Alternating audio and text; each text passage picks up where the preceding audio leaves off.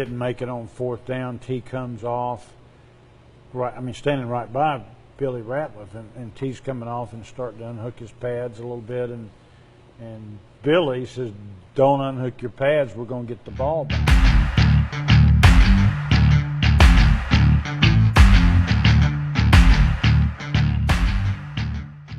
Second down and 11 for Arkansas. 1:47 remaining. One timeout left.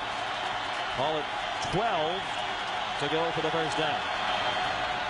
Sterner lost the football! Oh my goodness! He stumbled and fumbled, and Billy Ratliff recovered!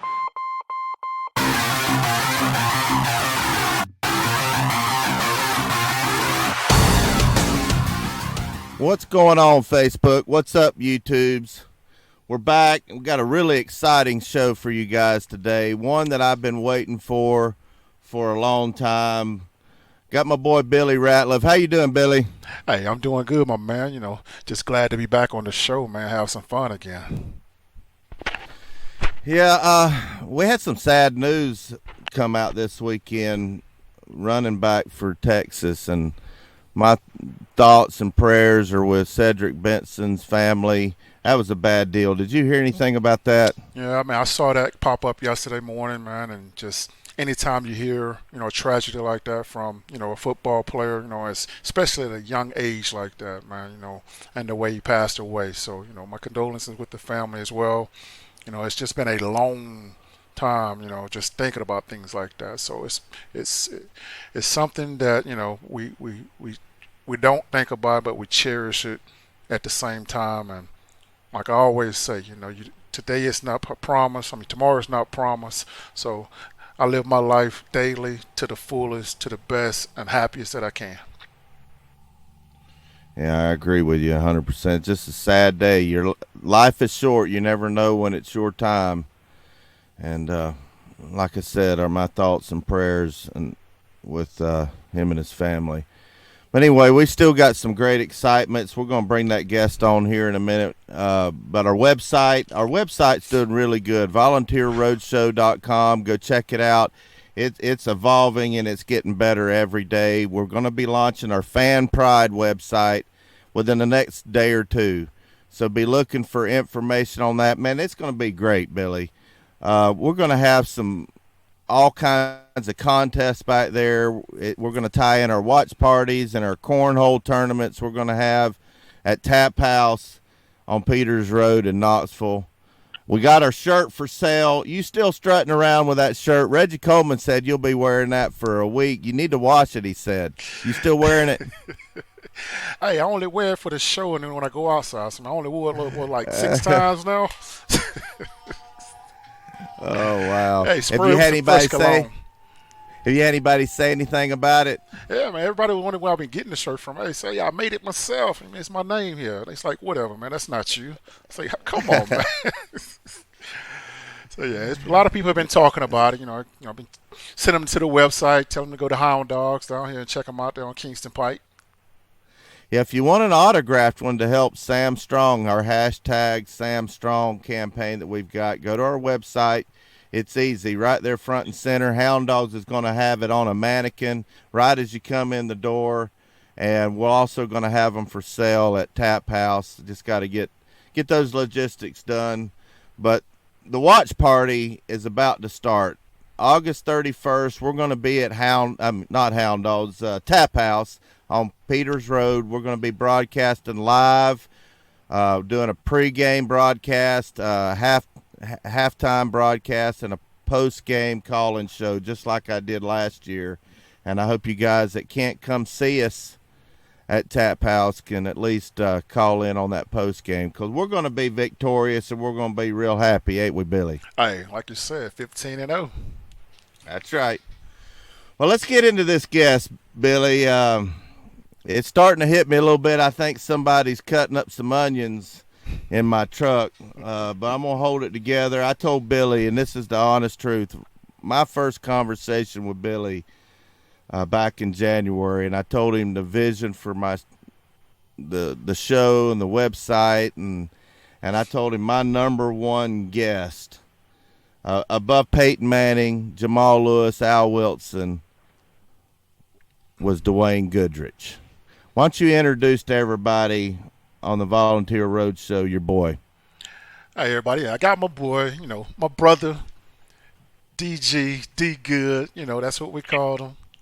The one and only Dwayne Goodrich. How you doing, my man? Man, how's it going, fellas? I'm doing pretty good, man. Hey. Trying to keep my sanity chasing the 17 and 13-year-old around all summer. That's about it. So I'm glad. So I'm probably one of the, joining a million parents out there that want the glad school started back.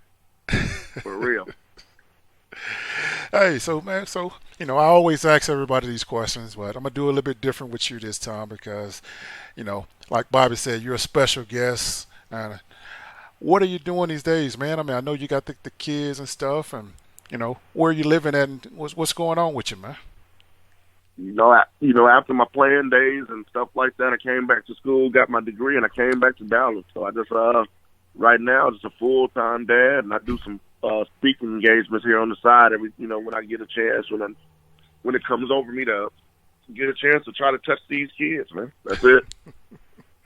So that's about it. Try to get them, guide them, and get them making good decisions in life, and teach them right from wrong. So that's what I pride myself on, is just trying to give back to the youth, the two that I have, and the million other that I try to touch on a yearly basis or whatnot. Most definitely. And of course, I got to ask, and I want you to be honest and be real with me. What do you think about the Volunteers this year, man? You think they're gonna be just like '98? No, we got some ways to go for that. We do. We got some ways to go for that. But I do. From being over there, going back to school, I was able to see, some of the previous coaching staffs and stuff like that. I feel like this staff is good, man. I do. I feel like the staff is good. I feel like the kids, like when I went up to practice in the spring, I feel like they're starting to get the size and they're starting to look like an SEC team. Like, from the quarterback position all the way down to the back end of the defense, the kids are starting to look the size. I felt like when we played some teams in the past, when I saw Alabama, Georgia, South Carolina, and some of those teams touch the field, like they looked the part, and I felt like we didn't look the part. Yes. So we looked the part. I feel good. I feel good about this year. I'll give you my prediction later in the show. I will. I'll give you my prediction later in the show. But it's decent. It's not SEC championship, but it's decent. Okay. I think my prediction. I think most Tennessee fans most VFLs will be happy with that. Hey, I'm right there with you. I agree exactly what you're saying, man. It has been a while since we looked the part, and I always said these things. When it came to when we got rid of the coaches and part of the staffs and stuff, I always saw, the part of the staff that they should never get rid of is the strength and conditioning staff and the medical staff. Because these guys are with these kids majority of the time, and then when you keep switching up strength and conditioning coaches, we don't know what the product's going to look like. They're not going to look like the same big and bulky and the big offensive linemen, the quick and fast DBs, and it's so many different things that changes when you get rid of that stuff. And like you said, this is the first time that I actually can say I can go over there and I look at these kids. They actually look like football players that can compete in the SEC. Oh yeah. I don't know if you saw that. It was about 2 or 3 years, maybe about 3 years ago. They showed our little picture, the weight room picture that we did in the summertime. That y'all did in the summer. I didn't make enough workouts to get to be graced to cover that poster. But they showed like that poster, and then they had some kids on the team, and it was like night and day. You're talking about a poster from 1996. You know what I mean?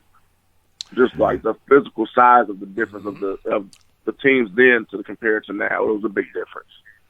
Oh, that picture still surfaces around here somewhere. Actually, my mom, she brought that up about 3 weeks ago when we was talking about it, because I think someone had posted a picture like that on Facebook, and she said she was going through some of like my memorability stuff in my bedroom that she was, putting through like some scrapbooks and stuff, and she had opened up one way with, I think it was like the 96 poster and 98 or something like that. And she was like, baby, I see that this picture you boys was big on this picture here, and I'm thinking about now. I'm looking in there. I think you boys are bigger than them New Orleans Saints.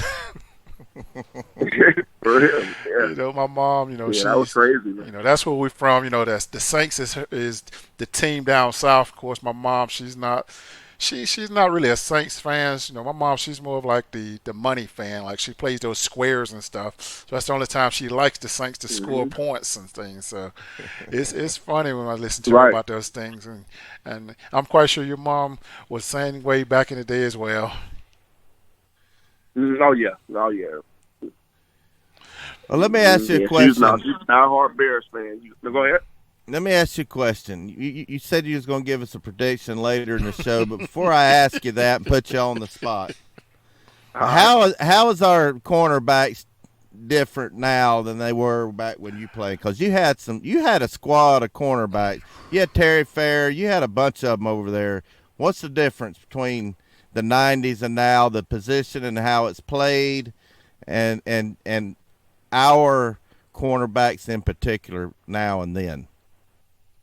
Okay, so I'm gonna give you two answers. I'm gonna give you the answer where it's all about the DBs that we think we the best in the world, and I'm like, yeah, T. Fair, Deron Jenkins, Terry Fair, Ray Austin, Steve Johnson, they established a platform, and just like guys before them established a platform. But back in the '90s, I was like, yeah, I'm cold. I'm the best corner that ever come through Tennessee. But the more I started understanding the game, the reason why the Terry Fairs, the Ray Austins, Deron Jenkins, Jason Allens, Dwayne Goodrich, I can name you a million Eric Berry's DBs that were good.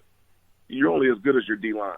You're only as good as the Billy Ratliffs, the Leonard Littles, the Bill Duffs. I mean, so for us, it was our front seven was so nasty. Darwin Walker, like they rotated. Sean Ellis, they rotated eight, 9 dudes, and we didn't drop it, and we didn't miss a beat. So, I mean, you think how much pressure we had? I only had to cover for 2 to 3 seconds. You know what I mean? So, I think I like the kids that we have now, though. I do. I was impressed. Like, I remember going back to watching a practice last year when they were true freshmen, Bryce and Alante, and those kids were competing. Like, I feel good where the corner players at right now. I do. Those young dudes are good. But, I mean, I just think that the era that we were in, man, our D-line was special. Like, our front seven, Al, Ray Knox, Emo, Sean. I mean, they were good, man. They were special. Like, they made my job on the back end so much easier. I tell you what, that's exactly what Deuce said, Fred White. He said it wasn't the linebackers for him. It was the D-line that made his job so much easier. Same thing, wasn't it, Billy? Yeah. Yeah, Bobby, they still be trying to give us too much credit, man. Those guys was I mean, when you got DBs like these guys, Bobby, where I can hear them screaming out where the play was going, whether it was run or pass, man, it was so much easier when I know I'm getting ready to get double teamed. I know that they're going to pass this ball. It was easy. They made my job easy, whether they don't believe me or not. If I hear Jason Parker screaming, there's a slant, I know I'm going to bull rush this man real quick and get my hands up because I can't get to the quarterback. Now, if you got D. Good saying, hey, I'm going to jump this route, make sure you got me over the top, I know it's a pass, so I'm trying to get to the quarterback. It was so many things that we had, and we was good, man. These DBs, we had a great set of DBs when I played. Whether they rotated or the starting for, it was deep. You know, it was so many kids. I mean, it was kids that could have been starting, they couldn't play because you had guys like D. Good on the field or Steve Johnson, you know, Terry Fair. I mean, of course, Terry Fair on the field wasn't nobody playing because Terry was, you know, we're talking about a first-round cornerback. Yeah, 4-year starter. No, he was a 4-year starter. He was a 4-year starter. Like when they recruited me, they said, "Don't worry about that other corner. Terry Fair has that one sold up." I'm like, all right, okay, cool. I understand that. You know, so he had a position locked up. You know. Well, you mentioned something. You mentioned something about the jumping the route, Billy. We're going to go into a locker room video for our website in a little while, but we're going to to give a little bit of a tease of the kind of stuff we're going to have over there. The most famous route jump that Dwayne ever did was in the Fiesta Bowl in the 98 season that capped off the national championship. Kind of take us through what was going up and leading up to that play and anything that the casual fan may not know about that play and what it was like. Oh man, that's like leading up to that in general. It was for me, it was an opportunity because I dreamed of making it to the NFL. I did like that. That's most young kids' dream is get to the league, and I had an opportunity to play against Peter Ward, who everybody knew at that time he was the man. P-Dub was the man. So I'm like, so I remember practice with Peerless. Because Peerless ended up going against Mario Edwards the whole game. So me and Peerless said, we making a pact that this month of training, this month of conditioning, that we're getting ready for this game, we're going to go hard. So me and Peerless almost came to blows a couple times because we were going so hard, but we knew it was an opportunity for us to showcase our abilities on the biggest stage in college football history, So it was stressful. It was stressful, but it was a lot of work put into it with our team. And Coach Ramsey told me, he told me this route specifically. It was a formation where because all they wanted to do was get Peter Ward the ball with his hands in space. So it was a play they motion from the short side to the wide side. And I just made a decision. I'm like, if they running this route, I know he's running the out route. I'm like, hell, if he running out and up, he's going to get me because I'm jumping this out route. Like I really did. I said, I'm jumping this out route. And surely when he went in motion, I'm like, man, they're about to, we studied it. We studied it. I'm like, they're about to do this out route. And Deion was like, if you see it, jump it. He was like, I got you. I don't think he would have got me over the top of that one. And I just jumped it. I just jumped it, and I remember sticking my hands out there, and I'm like, damn, I got the ball. And that was it. It was go score. It was pick six, go score. That was my whole mentality, is try to get my hands on the ball and go score and make a difference and make a play for the team.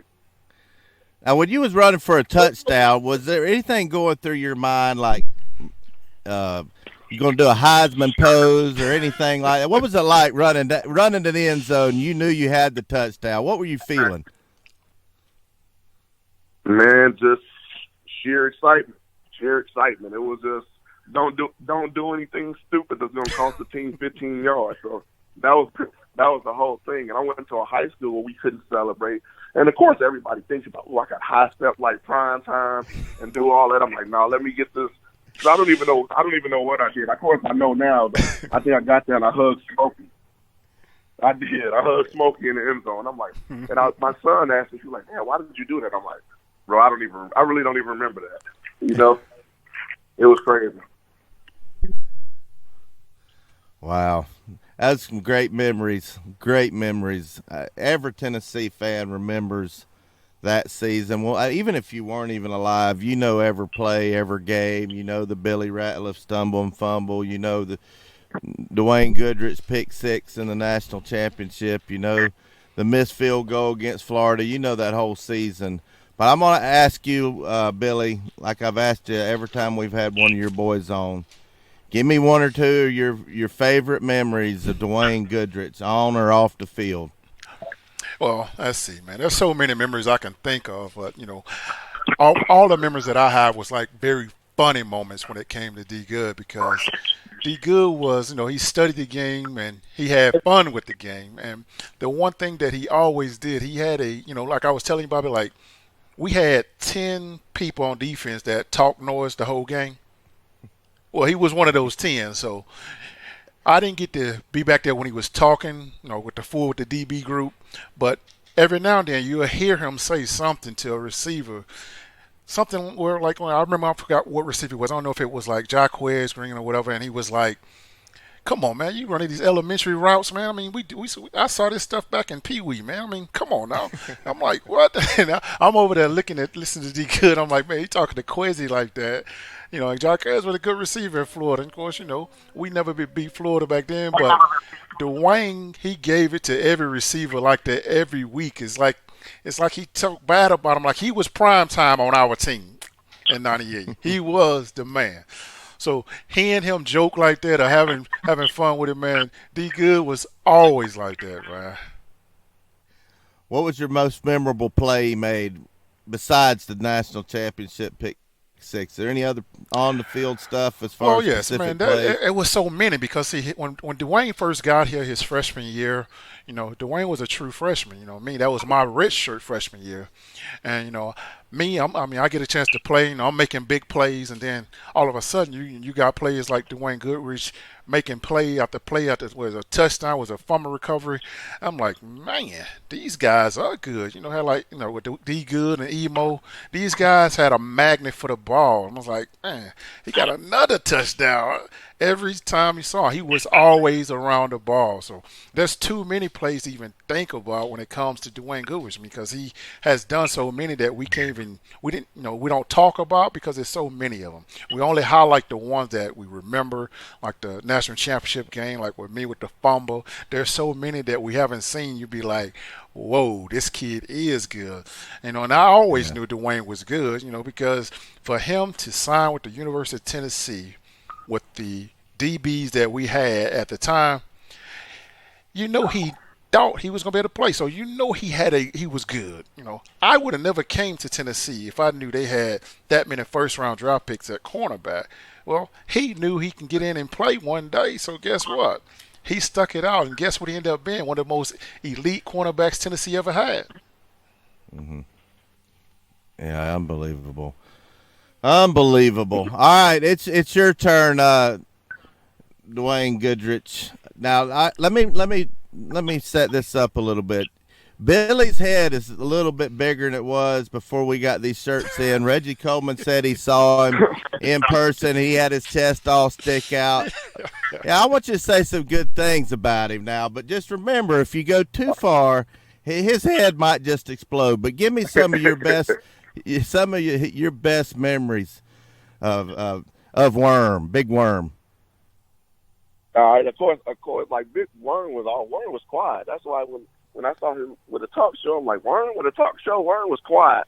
But no, it was, of course, the Arkansas play. Like you said, that's one of the most famous plays in Tennessee history. But I remember, so I played running back too in high school, and I remember they talking about Worm played linebacker. So when I got there, they like, he played linebacker in high school. Like he was one of the ones on my visit. I remember seeing Worm on my visit, and they talking about, man, he was a linebacker. I'm like, I'm not playing running back at the next level. Like, it was impossible. If you got dudes like that big at linebacker and move down to D tackle, there's no way I can compete on that level as a running back. But no, Warren was just special. He caused havoc. It was just, I'll tell anybody, if Big Warren would have stayed healthy, he'd have been the first-round draft pick.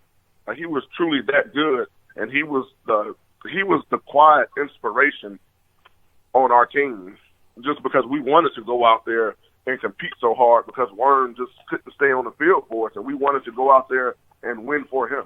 There was a lot of times that our defense, because you saw him giving his all, when you know all the things that he's been through, it made going out there, my fire alarm just came on, and I don't know why. My bad, fellas. That's all right. No problem, man. At least it's working. That's a good thing. Yeah. Mine goes off every time I cook. Yes, that's what it is. They got these in these condos. They got these little sensitive units, sensitive things.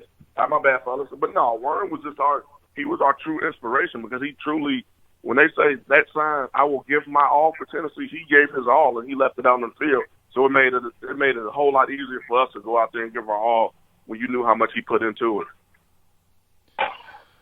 Well, before we go and record our locker room video that's going to be an exclusive on our Fan Pride side, we, as a team, me and Billy, we asked some of the same questions to all the players, and it's just amazing how you all have the same answer. And I know what it's going to be, but what made you choose Tennessee? Just an opportunity. I wanted to play for I wanted a chance to win a national championship, and I wanted a chance to go to the NFL and get a quality education. And I think I did all three of them. And it was a family vibe. So I came from Chicago. I remember coming on my visit, I can remember the secondary that year was Torrey Noel from Memphis, Jason Parker from Texas, Ray Austin from Oklahoma, Terry Bear from Arizona, and Deron Jenkins from St. Louis. And I liked the fact that the team came from everywhere because I felt like the coaches wouldn't be able to play favorites. Like I looked at some of the other schools. I looked at Miami, Florida. 90% of their roster was from Florida, so they don't have to be loyal to a kid from Chicago that they never have to go into Chicago and ever recruit again. So I was actually thinking about all that stuff when I got recruited. I just wanted a fair chance to get on the field and not have somebody say, well, we got to go back into this school and recruit these kids the next few years, so we'll give this kid from Georgia a chance before we give this kid. You know what I'm saying? So that was a big deciding factor for me. And then there's just the vibe that I got when I got there. It's like I felt like the coaching staff didn't lie to me. Like Coach Ramsey was straight up. He was like, you come here, you probably won't start because we got a senior-based team. You know, and he was like, the next year, he was like, your sophomore year, you'll have a chance to start at corner, and there'll be 2 safety spots potentially open. So I'm like, you know, I can accept that and not just blow smoke up my butt. Like some teams where, you know how it is in recruiting. Some coaches, hey, you come in here right away, you're going to start right away as a true freshman. Like, the reality of that is so far-fetched. So I just wanted someone to be honest with me, and I felt like I got that at Tennessee. Well, Billy, he said a lot of the same things everybody else has. He's mentioned family, chemistry, and being honest. So it must be something to it. Oh, yeah, it definitely was. And I remember Deron Jenkins, he was getting ready for the draft when I came on my visit. And he was, and of course, I'm like, man, what was Tennessee like? He was like, Tennessee has been good for me, but I can't guarantee you the same. He was like, so he gave me a kind of a checklist, and I'm like, it kind of cost my checks on there, and I committed on my visit. Wow. I did. Committed on my visit in Coach Foreman's office. Never looked back. We're so glad you committed to the Orange and gave your all for Tennessee. And we're not going to chop it up too much more over here because we won't have anything to tell in our uncensored section in the locker room on our new website. But we're going to wrap this interview up, and I appreciate it, Dwayne, for coming on. And don't forget our watch parties every Saturday, even our bye weeks. We're going to have a watch party at Tap House, Peters Road in Knoxville. Come out and see us. We may have some other players there. Don't forget to like and subscribe to our YouTube channel and like and follow us on Facebook. And check our website out. But anyway, I don't even have to say it. I'm going to say it anyway. Y'all know what's coming next. Thanks for tuning in. Go Vols. I'm telling you the truth. Dwayne Goodrich was my all-time #1 greatest interview that I could ever have, better than Peyton Manning, Al Wilson, and Jamal Lewis. He's my dude because of what he's been through in life and what he's done for our Big Orange and in life. I promise you that.